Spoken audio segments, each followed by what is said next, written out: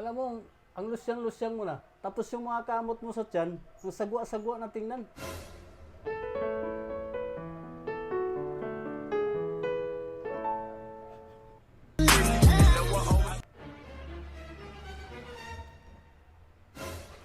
Kahit ano pa yung pag-aayos mo sa sarili mo, lusyang ka na talaga. Talagang aalis ka talaga, ha? Paano naman yung isa dito?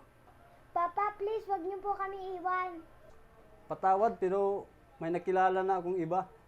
Oo, alam ko na yung tungkol dyan. Pero paano tayo? Bigla ko lang kasi napagtanto na gusto kong magsimulang muli. Alam kong hindi mo to kayang gawin, naiwan kami.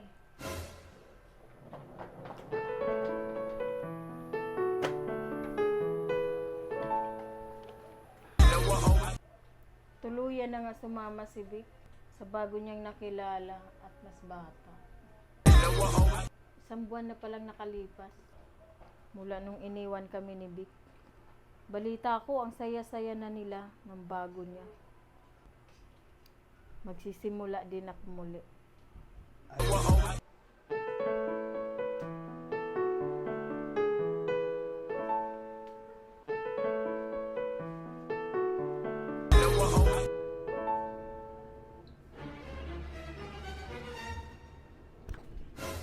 Ah, tika lang.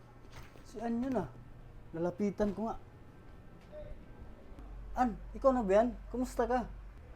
Oh, Vic, asan yung bago mo? Iniwan na niya ako eh. Sumama siya dun sa mayaman na lalaki. Ah, sorry sa tanong ah. Ann, pwede bang subukan natin magsimulang muli? Sa palagay ko, hindi magandang plano yan. Naalala mo pa ba yung dahilan kung bakit ako nalosyang? Dahil wala na akong oras sa sarili ko. Dahil kayo ng anak ko ang inuna ko. At ang dahilan kung bakit ako maraming kamot sa tiyan. Dahil galing ito sa pagsilang ng ating baby girl.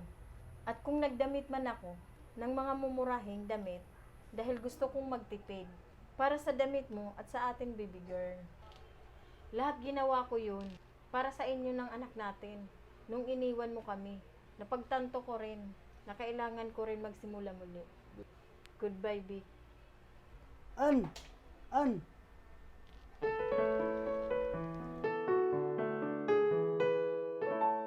Talagang aalis ka talaga, ha? Paano naman yung isa dito?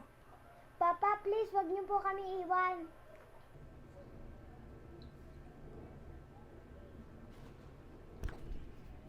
Ah, tika lang. Si Ann yun ah. Lalapitan ko nga.